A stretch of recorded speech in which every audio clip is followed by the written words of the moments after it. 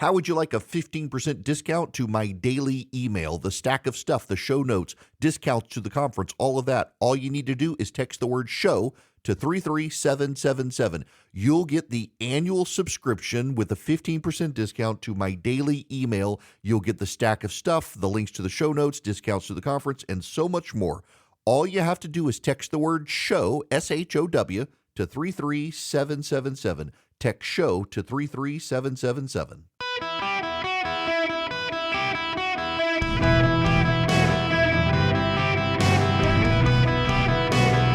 Welcome to the Eric Erickson Show podcast, Hour 2. Greetings, conversationalists. Welcome. It's Eric Erickson here across the nation. The phone number, if you want to be on the program, 877-973-7425.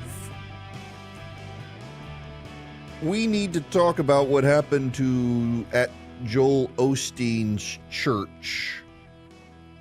And it's interesting to me how it's being covered by the American media. Joel Osteen's church in it's Lakewood Church in Houston, Texas.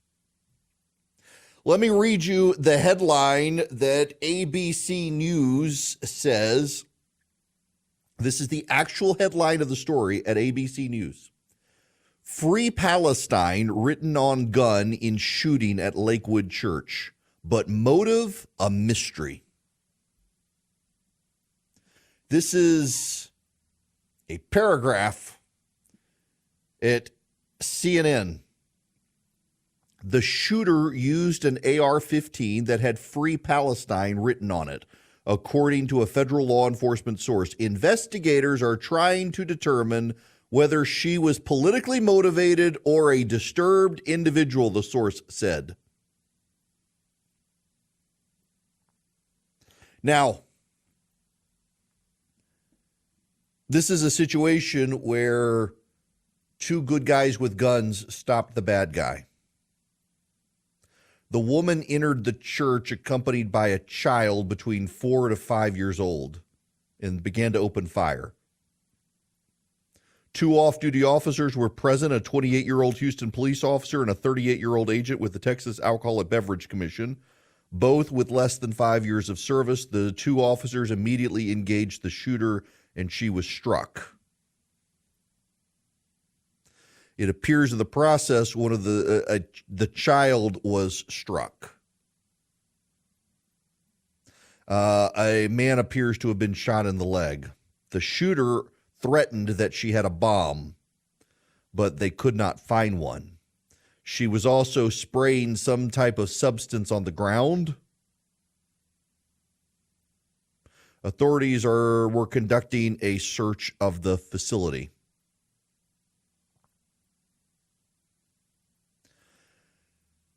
Here's the thing that isn't getting reported.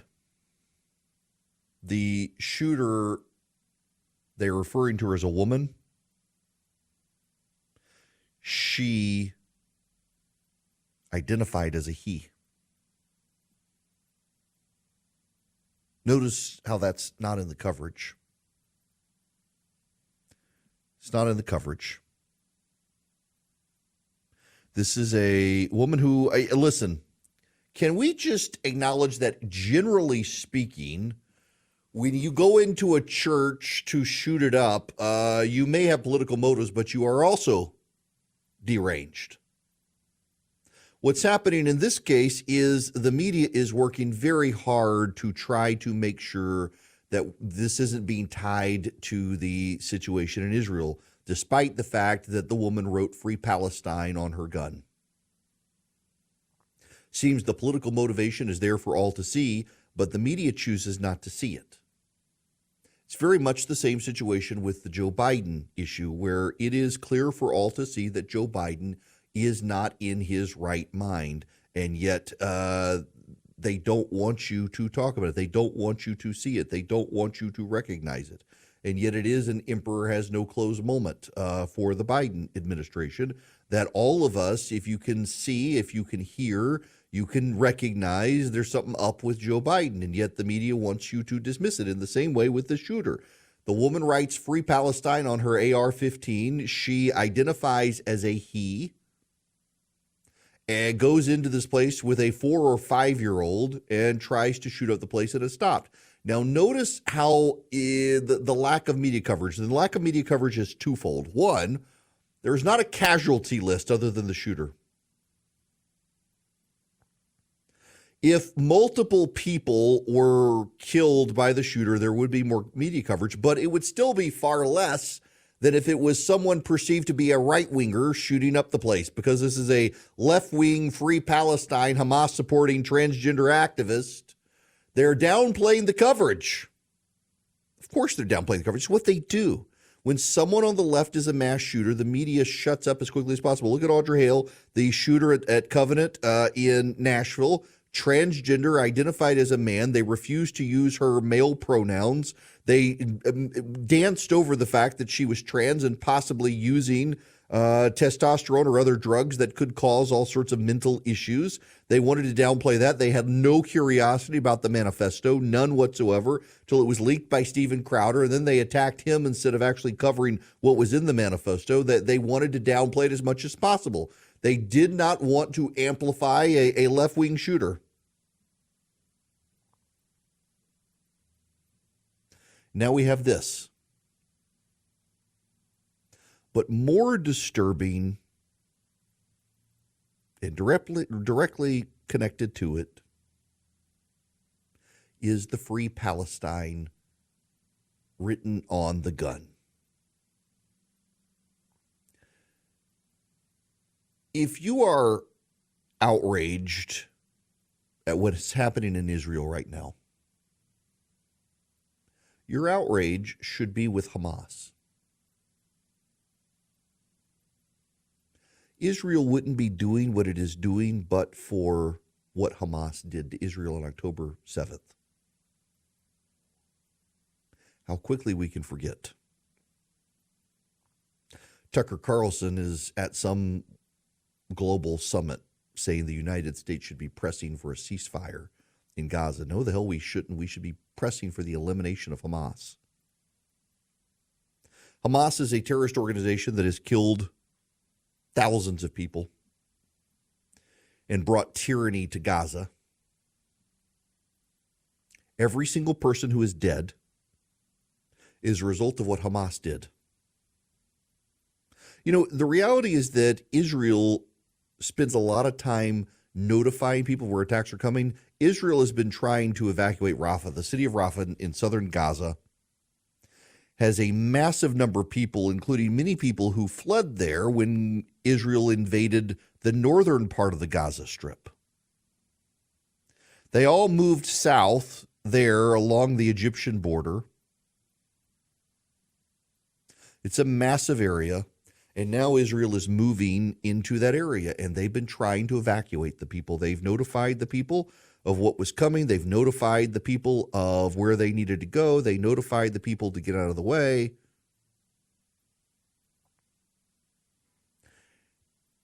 And their civilian to bad guy ratio of deaths is actually considerably lower than most urban fighting. Member of the British Parliament, I don't have the audio for you, I'm afraid, but a member of the British Parliament who is an expert in urban warfare is in the House of Lords, was actually last week commending Israel on the civilian to military death ratio, because typically it's 5 civilians die for every real bad guy in an urban warfare situation, and in Israel it's 2 to 1.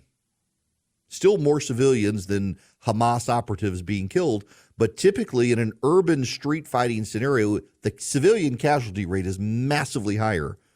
Israel actually notifies people where they're going to move to. They notify people of the troop movements. They notify the people of Gaza when they're about to blow up a building, when they're about to send a missile in. They notify them to get out of the way. To the extent that they're not able to get out of the way, often it's because Hamas blocks them from being able to get out of the way, because Hamas wants to use them as human shields and maximize civilian casualties to draw outrage on Israel.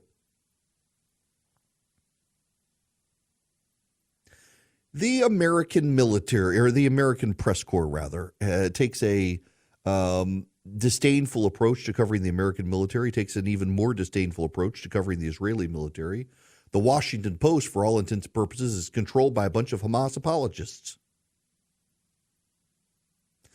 They are routinely attacking Israel, routinely lying about Israel, routinely trying to undermine Israel. And they're inciting violence and crazy in this country, undoubtedly enough crazy to walk into Joel Osteen's church and try to commit a mass shooting. Directly related to the coverage. Listen, if the media can go out and attack Donald Trump and say he's provoking violence among white nationalists in this country, they can tie him to the Charlottesville, Virginia situation and say he provoked it and he's dabbling in racism and he's provoking racists. Notice how they never do that to the left. They never do it to the Democrats. In this case, you got a woman, a trans man or whatever you want to call her. She goes into the church with Free Palestine on her gun, wants to commit a mass shooting, and they're like, well, you don't know if it was politically motivated or deranged. If Donald Trump provokes some sort of violence, the media would say they're deranged, but also politically motivated, and Donald Trump's to blame. But we're not going to blame the squad for provoking this woman going in and shooting up a church. We're not going to blame progressives. We're not going to blame the Washington Post biased coverage sympathetic to Hamas. Nope. Can't do that. So we got to say, we don't know what the cause is. I'm afraid it's going to get worse before it gets better because there is no media accountability.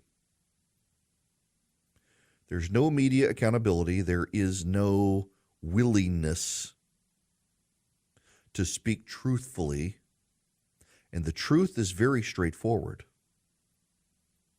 Every person who has died since October 7th, Jew or Palestinian, died because of Hamas, not because of Israel. Every Jew, every Palestinian who has died because of what Hamas did. Israel is not to blame. The thing that the media conversations in the United States and even the diplomatic and political conversations in Washington miss is that the Israelis are very unified. For all of the talk in Western media about the hate for Netanyahu and the people are tired of Netanyahu and Netanyahu needs to go, the Israelis are operating a multi-party coalition government right now, very unified in the destruction of Hamas. And this gets missed in the American press conversations. It gets missed in what you're told by the politicians in the United States. There are deep political divisions inside Israel, and what Hamas has done is united the country in the desire to eradicate Hamas. You don't really hear inside Israel loud conversations and large numbers of people saying we need to get rid of Netanyahu and we need to find a path out of this. We need to find an off-ramp to peace. You hear Americans talking about an off-ramp to peace, and that's all well and good for Americans to talk about an off-ramp to peace because 2,000 of them did not die when Hamas sneaked across the border and started beheading children and throwing babies in ovens. True things that happened that members of the media, you will recall, tried to deny actually happened. In fact, the American press corps and American politicians have spent more time lying about the atrocities of Hamas than they have actually covering accurately what's happening in Israel. Hamas should be destroyed, and we should note the loud voices in this country provoking the crazy to violence, to storm into churches and engage in mass shootings, to hunt down Jews and commit violence, to tear down the pictures of the hostages. All the violence is coming from the left. All the violence is provoked by the lies being told about what's going on and the blame being placed on Israel. Israel's not perfect. Israel's done things it shouldn't do. There are ways to improve situations and issues there related to the Palestinians. But at this point, at this time, what happened is the nation was at peace until Hamas came across the border on October 7th and committed atrocities. And every single person who's been killed since should blame it on Hamas. And you will note all the people who claim we want a ceasefire. We want a ceasefire now. They want Israel to have a ceasefire. Israel offered a ceasefire. Hamas rejected the ceasefire. And they're not blaming Hamas because now they've decided, well, they're oppressors, so they don't actually have the power to offer a ceasefire. Israel has to do it. They keep coming up with an excuse to cover for evil. The evil on display comes from Hamas, not from Israel, and that evil has in this country provoked a shooter to go into a church and attempt a mass shooting, but two good guys with guns stopped the mass shooter, so the media will not cover it and give it inordinate attention because it was good guys stopped the bad guy, and the good guys did so with guns, and all of this flies in the face of the intersectional coverage of the woke American press corps. But everyone who's been killed, Hamas is to blame. Greetings and welcome. It is Eric Erickson here. You're happy to call in. Y'all, can we talk about Volkswagen for just a moment? They had a cute ad in the Super Bowl last night. A buddy of mine who was watching the game with us from the front porch last night, he said, you know, if they trotted back out the bug, the beetle, and they made it electric, they could call it the lightning bug. I think that's a great idea. But they wanted to show the history of Volkswagen, and ironically, interestingly, for some reason, they started that history in 1949. Volkswagen predated 1949. Wonder why they didn't want to cover the pre-1949 history of Volkswagen. See, Kale, anybody? Yeah, the Nazis, yes. They would have had to, you would have had to see a picture of Adolf Hitler during the Super Bowl, and Volkswagen decided to, oh my God, I mean, good for them for promoting the VW and the history in the United States and making it a very American thing. But yeah, that could have gotten really awkward for them. It really, really would have been an awkward thing. And then can I just say that I'm being outraged about something is a choice. And I'm just choose not to be outraged by Lift Every Voice. But I do think it's just a fascinating portrait of the left that they believe and feel emotionally that they couldn't just do the Star Spangled Banner. They had to do a quote unquote black national anthem so that black people felt a part of the celebration. Are they not Americans? It's an interesting window into the mind of the left. Now, Americans for Prosperity knows the mind of the left and knows how to fight them, and they've been very aggressive in fighting for school choice, for energy reform, for common sense solutions that are conservative driven to limit government and improve our lives. They want you on their team. They knock on doors. They educate voters. Right now, you know, in my area, they're going into districts where Republicans are opposed to school choice, and they're knocking on all the doors in the areas telling people, you know, Don Parsons is opposed to school choice. We want you to be educated on the issue, and other districts as well. Yeah, Don Parsons, those of you in the Atlanta area, is vocally against school choice. AFP is taking the fight to them, raising awareness about their opposition. They want you on their side. You can be an effective door knocker, learn how to go to your neighbors and persuade them to do the right thing. Go to your state legislature as well. You go to americansforprosperity.org/Eric. americansforprosperity.org/ERICK. Go sign up with Americans for Prosperity. Be an effective conservative activist in your community. Join over 4 million activists nationwide with Americans for Prosperity. Greetings. It is Eric Erickson here. The phone number 877-973-7425. Should you wish to be on the program, I want to go take a phone call. Julie, welcome to the show. Julie, how are you? Fine, thanks. Love your show. Thank you. Just to add another layer, to me anyway, the first thing that hit me when you mentioned the shooting in Houston was the fact that it was transgender. I just thought it was out of the number of mass shootings, it's such a rarity, and being transitioning and all that is such a rarity. I just connected that with the one in the Christian school down south and thought, geez, when you mentioned that it was a she transitioning to he, and I thought of all the sports people with all the jokes and things on people on high steroids, that would this have happened if it was two guys transitioning with estrogens? You know what I mean? Right. Yeah. Well, does the transitioning, all that propaganda induce a lot of hatred that with that extra boost? I just wondered if that there actually is. There are a number of people who have spoken out on that. Now, I don't know the particular situation with this person. I saw one report that said it was a he transitioning to she, but it actually, based on the police record, appears to be a she transitioning, Yvonne transitioning to Jeffrey, and had not actually gone through officially with changing gender, was transitioning. And there actually is a number of credible doctors who have come forward and said, forget this situation, it's too recent to know, but in the situation in Tennessee with the shooter who shot up the Christian school there, that there was some evidence of the girl taking drugs that could cause aggression and mental issues, high doses of testosterone and otherwise, which actually can. And, for example, just take, you've heard of roid rage. And roid rage is typically for, as I understand it, the bodybuilders who do steroids. They go beyond just standard testosterone. There are varieties of steroids, and the steroid is not testosterone supplements. It's additional drugs, and they have to come off of those drugs because they don't want to fail their test, so they get it out of their system, and that provokes the rage.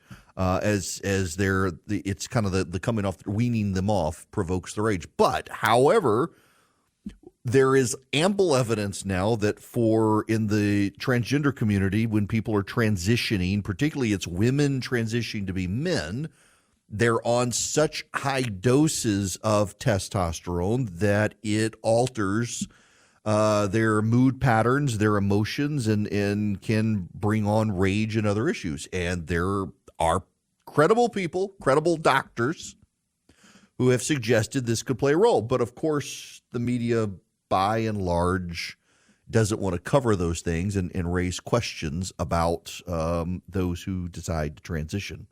So we can't get the full story. Now, we got to talk about the border. There's a very interesting report. So if you go back to the Obama administration, one of the very notable aspects of the Obama administration was how few people leaked. Very few people in the Obama administration would spill the beans on things that were going on behind the scenes that could reflect poorly on the administration. They were a very loyal bunch. Contrast that with the Trump administration, and everybody leaked.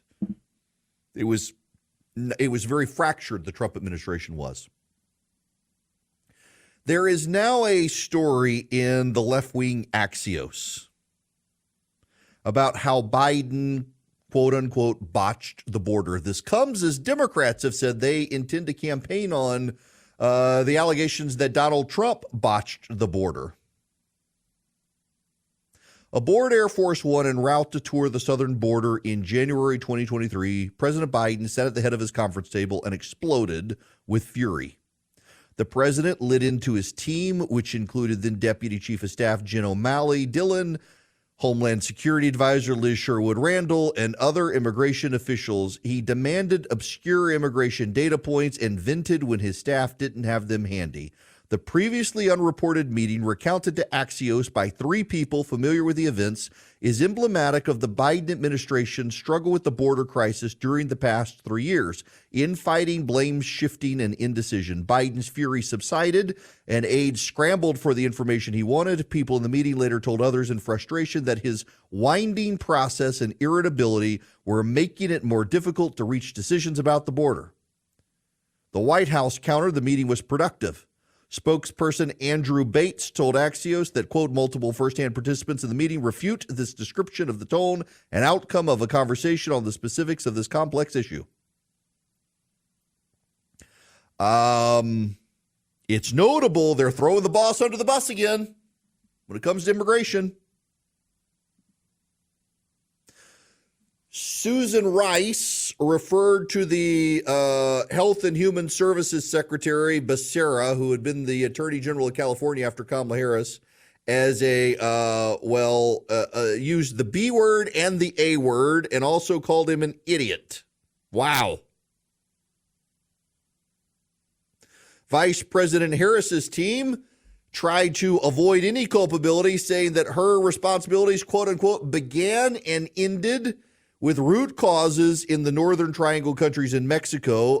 One former Biden official said that Harris was at best ineffective. This is the quote. She's been at best ineffective and at worst sporadically engaged and not seeing it was her responsibility. It's an opportunity for her, and she didn't fill the breach. Then there's an attempt to throw Jake Sullivan under the bus because National Security Advisor has rarely handled border issues, so he put Sherwood Randall in charge. A sign of her inexperience came early on when she asked an official on her team for a memo explaining the differences between refugees and asylum seekers. She's well liked by her colleagues, but some believe she's in the wrong role.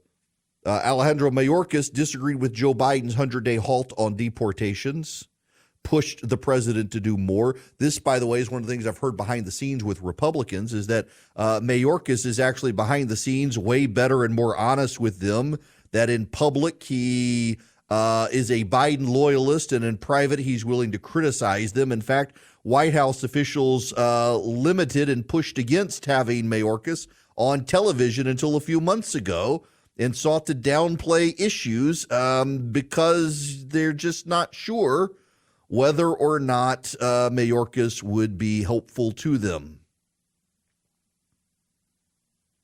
During one meeting, when Joe Biden was tearing into his his Health and Human Services secretary about the situation of the border, Susan Rice passed Alejandro Mayorkas a note that read, "Don't save him." Oof. The Biden administration has been listening to immigration advocates outside the administration, which have a hard line on letting people into the country. The White House generally didn't want to talk publicly about immigration or the border for much of Biden's first 3 years, feeling it would draw attention to a political vulnerability. Publicly, the White House also initially downplayed jumps in illegal border crossings as normal ebbs and flows, even as internally people were saying it was significant, including the Secretary of Homeland Security.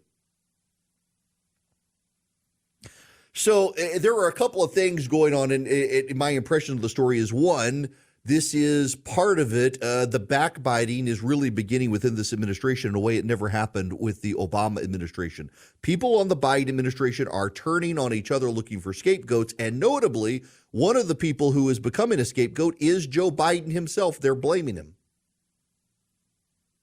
Another unmistakable aspect of this is people are trying to signal that Mayorkas is the reasonable guy.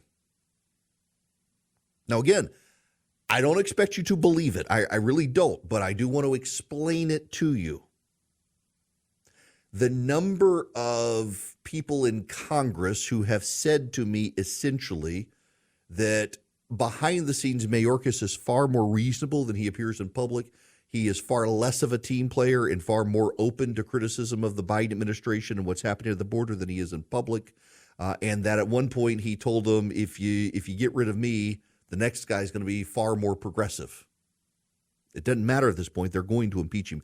They failed in the vote last week, but Steve Scalise has returned now. They're going to impeach him. Deservedly so, I think, at this point. But just for perspective, some of the Republicans who have been somewhat okay with Mayorkas have behind the scenes, they're saying, well, it's because the next guy would be worse and he's actually far more reasonable behind the scenes than what you would realize. But the whole problem here is the gross incompetence. The wheels are falling off this policy position by the Biden administration. It's becoming a big issue. And I want you to think about and focus on something here. What is their strategy? Axios is a pretty liberal news site. They use phrases like pregnant person and unhoused. They're pretty progressive.